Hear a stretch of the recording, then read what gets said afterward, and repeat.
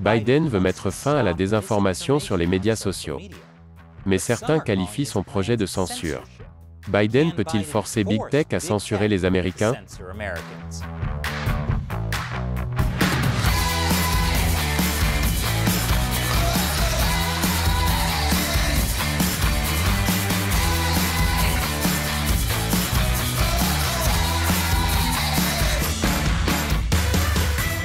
Bienvenue sur Amérique dévoilée, je suis Chris Chappell. Avez-vous déjà pensé qu'il y a trop de liberté d'expression sur les médias sociaux? Eh bien, le président Biden pense apparemment que oui. L'administration Biden affirme que les sociétés de médias sociaux ne font pas assez pour arrêter la désinformation. En particulier la désinformation sur le coronavirus. C'est pourquoi l'administration Biden signale à Facebook les publications problématiques. Notre plus grande préoccupation ici, et je pense franchement que cela devrait être la vôtre, est le nombre de personnes qui meurent dans le pays parce qu'elles reçoivent des informations erronées qui les conduisent à ne pas se faire vacciner, jeunes, vieux, enfants, tout cela est, beaucoup d'entre eux sont touchés par la désinformation. Désolé, Jen, mais ma plus grande préoccupation sur Facebook est le nombre de mèmes inspirants que ma tante partage chaque jour. 27. Elle n'est pas motivée, elle est cliniquement déprimée. Selon Madame Psaki, la Maison-Blanche est en contact régulier avec les plateformes de médias sociaux pour lutter contre la diffusion de fausses informations, notamment sur les vaccins. La Maison-Blanche a pointé du doigt un effort agressif d'information en ligne par une poignée de mauvais acteurs. Il y a environ 12 personnes qui produisent 65% de la désinformation anti-vaccin sur les plateformes de médias sociaux. Cette statistique provient d'un rapport du Center for Countering Digital Hate, qui appelle les entreprises de médias sociaux à fermer complètement ces comptes et d'autres comme eux. Un effort agressif d'une poignée de mauvais acteurs qui produisent un contenu terrible et doivent être fermés? Ça ressemble à toutes les invitations à des événements que j'ai reçus de la part d'une équipe d'improvisation. Désolé les gars, je suis occupé ce soir-là. Cet effort contre la désinformation suscite beaucoup d'inquiétudes chez les conservateurs. Surtout après que Psaki ait dit ceci. Vous ne devriez pas être banni d'une seule plateforme et pas des autres si vous, pour avoir fourni des informations erronées. Ce qui donne l'impression que l'administration Biden dit que les gens devraient être bannis de plusieurs plateformes de médias sociaux s'ils sont bannis d'une seule. Parce que si vous répandez de fausses informations sur Covid, alors vous ne méritez pas de montrer vos pas de danse sur TikTok. Cela suscite évidemment des craintes de censure de la part de Big Tech. Le Post-Millennial, un média canadien conservateur, affirme même que Madame Psaki confirme le projet de M. Biden de surveiller et de censurer les médias sociaux des Américains. Mais l'administration Biden prévoit-elle réellement de surveiller et de censurer les médias sociaux américains? Plus d'informations après la pause. Bienvenue à nouveau. Ou pas, car YouTube aime nous considérer comme de la désinformation lorsque nous parlons de choses comme le coronavirus. Ce n'est pas vrai, c'est pourquoi nous avons besoin de votre soutien pour que le programme Amérique dévoilée continue à fonctionner aussi efficacement que les vaccins. Il suffit $1 par épisode sur le site de financement participatif Patreon. Visitez patreon.com/americauncovered pour en savoir plus. Lorsque le secrétaire de presse Jen Psaki a déclaré que l'administration Biden était en contact régulier avec les plateformes de médias sociaux, cela a rendu les gens un peu nerveux. Parce que Biden n'a pas la plus grande expérience en matière de contact. Oui, je suis passé par là. Tout comme Biden. Et beaucoup de gens ne veulent pas que le président Biden touche à leur liberté personnelle.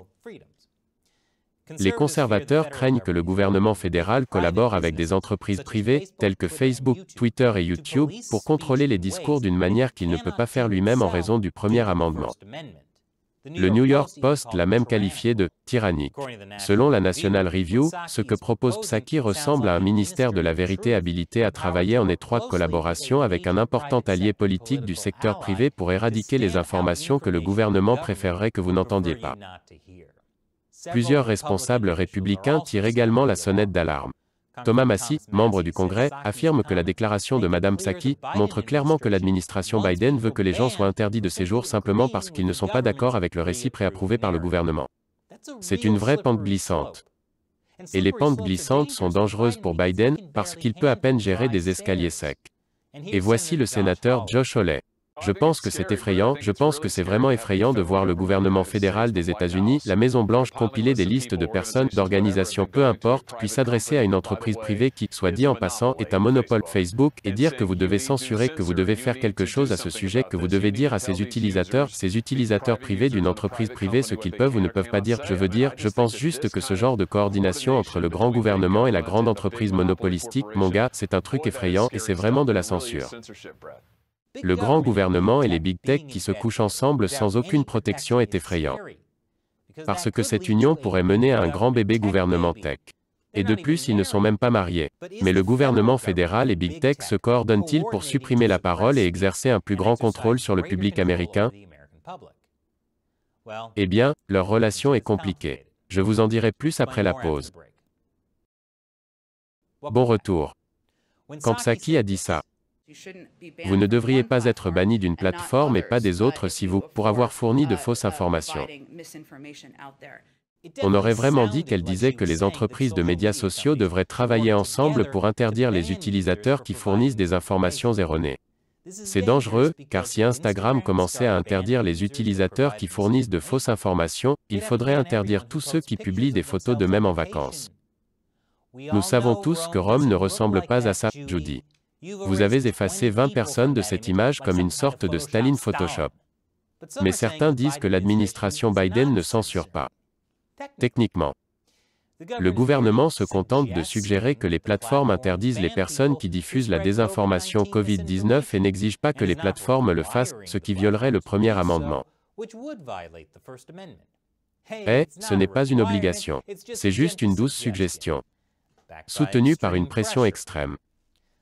Mais même le site libertaire Reason.com, qui n'est pas un fan de ce que fait le gouvernement, ne qualifie pas ces actions de « censure ». Ils disent, le gouvernement fédéral n'ordonne pas explicitement aux plateformes technologiques de retirer du contenu. Ces diktats sont essentiellement des suggestions formulées en termes forts. Donc, le gouvernement exhorte les entreprises technologiques à censurer, parce qu'il n'a pas le pouvoir direct de censurer, en raison du premier amendement. Ce serait comme si le gouvernement incitait les Airbnb à cantonner les soldats, puisqu'il n'a pas le pouvoir direct de le faire en raison du troisième amendement. Ça ne me fait pas me sentir mieux. L'administration Biden fait vraiment pression sur les sociétés de réseaux sociaux. Mais le ministre de la Santé des États-Unis estime que les entreprises technologiques n'en font pas assez. Certaines mesures positives ont été prises par ces entreprises technologiques. Certaines d'entre elles ont essayé de promouvoir des sources exactes comme le CDC et d'autres sources médicales. D'autres ont essayé de réduire la prévalence des sources et des résultats de recherche erronés. Mais ce que je leur ai également dit, en public et en privé, c'est que ce n'est pas suffisant. Nous assistons toujours à une prolifération de la désinformation en ligne. Et nous savons que la désinformation en matière de santé nuit à la santé des gens. Elle leur coûte la vie.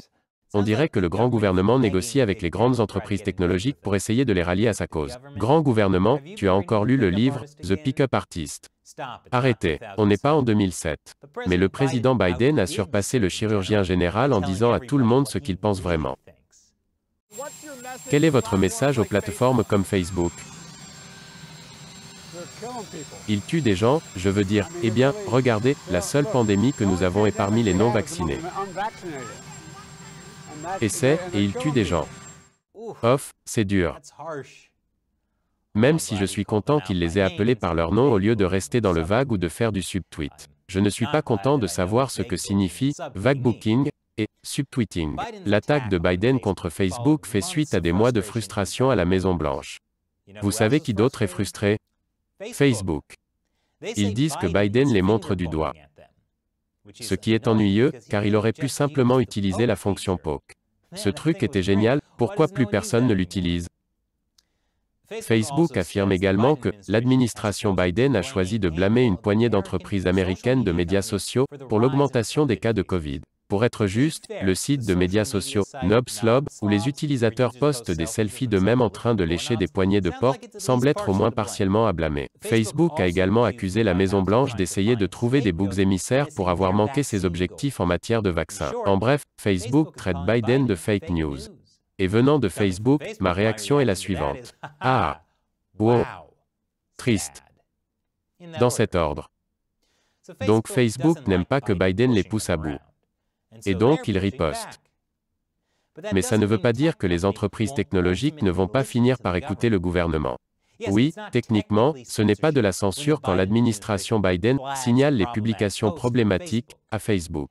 Et si Facebook décide de supprimer ces messages en se basant sur les suggestions du gouvernement, il est autorisé à le faire. Parce que les entreprises privées ne sont pas soumises au premier amendement. Il ne s'applique qu'au gouvernement. Mais c'est toujours un développement très inquiétant. Un peu comme si Airbnb commençait à déployer des soldats dans la chambre que vous occupez.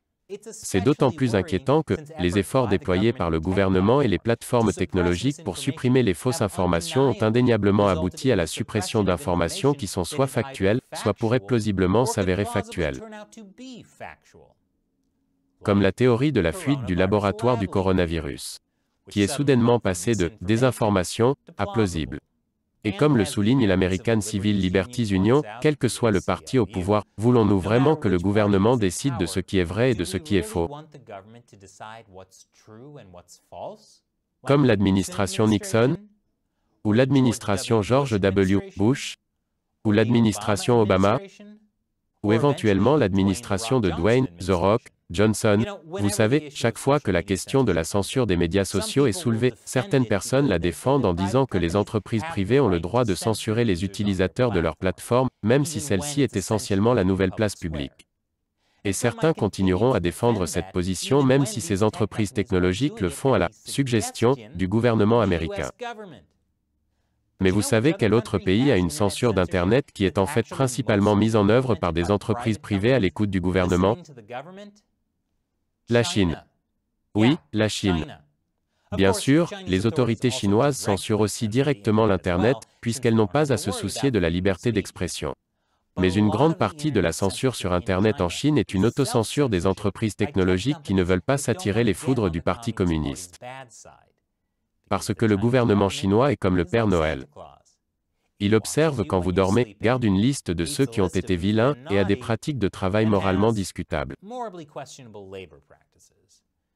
Et je ne pense pas que ce soit un système que nous voulons adopter ici.